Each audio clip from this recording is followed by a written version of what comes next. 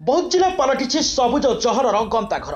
बौद्ध जिला आरक्षी अधीक्षक राज प्रसाद के निर्देश क्रमे मनमुंडा पुलिस घरेलमुंडा ग्राम में चढ़ाऊ कर विपुल परिमाण गंजेई जबत कर सूचना अनुसार मनमुंडा पुलिस सगड़ा फांडी अंतर्गत घरेलमुंडा ग्राम में चढ़ाऊ कर 617 किलो गंजेई जबत कर आज बौद्ध एसपी एक सांबादिक सम्मेलन में सूचना देते। मनमुंडा थाना आईआईसी भवानंद प्रधान नेतृत्व में एसआई उदयनाथ आचार्य एसआई सेवती नायकों एक पुलिस टीम घरेलमुंडा ग्राम में चढ़ाऊ करते। उक्त ग्रामर दक्ष नायक अक्षय नायक और बड़ लक्ष्य नायकों घर समुदाय 617 किलो गंजेई जबत कर जमापड़ी।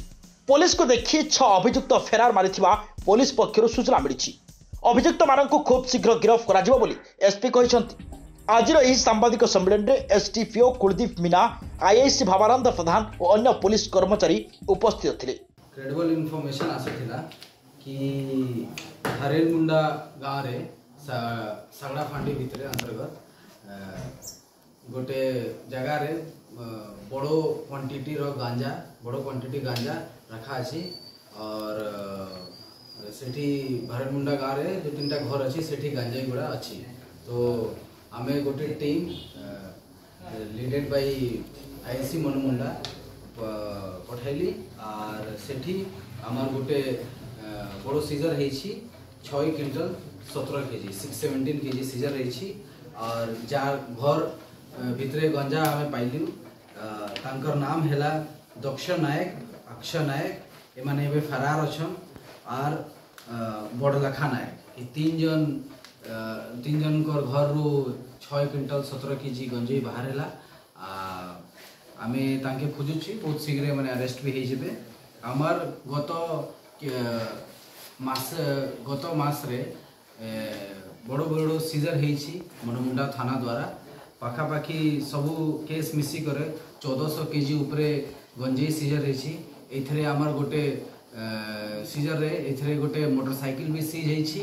3 जन अरेस्ट भी होइछन और बहुत गुड़ा एक्यूज अच्छन नामजद जांकर पछरे पुलिस अच्छी से माने के निहायती बहुत शीघ्र धरा जिबे। मु गोटे जिनिस एटा एम्फेसाइज करबा को चाहिबी कि पुलिस ए सबू जिनिस ए सबू रेड से एरिया रे करूछि पाखापाखि जेठी हमार रिसेंट पास्ट रे आईडी ब्लास्ट हेतिला तो नक्सल रिलेटेड। तो I would like to give credit to the brave policemen who despite all the difficulties माने जितनी difficulties अच्छी आईडी हो नक्सल इश्यूज हो बाकी गंजेई माफियाज रो जाभी इल माने तांकर इंटेंशंस हो सबू के माने डिफीट करी करे ए माने भितरे जाई को बड़ बड़ गंजेई सीजर करूछंती और निजे के सेफ रखुछंती। तो निहायती माने जेठी आमार गंजेई धरा होछि सेठी केते थर आमार नक्सल मूवमेंट रे भी खबर आसुछंती। तो एटा वेरी ऑब्वियस अछि कि नक्सल आ गंजेई बहुत इंट्रिकेटली रिलेटेड अछि और आमार बौद्ध पुलिस ओडिशा पुलिस चेष्टा करुछि कि ए दुटा ही प्रॉब्लम आमार अंचल रू बहुत शीघ्र साफ।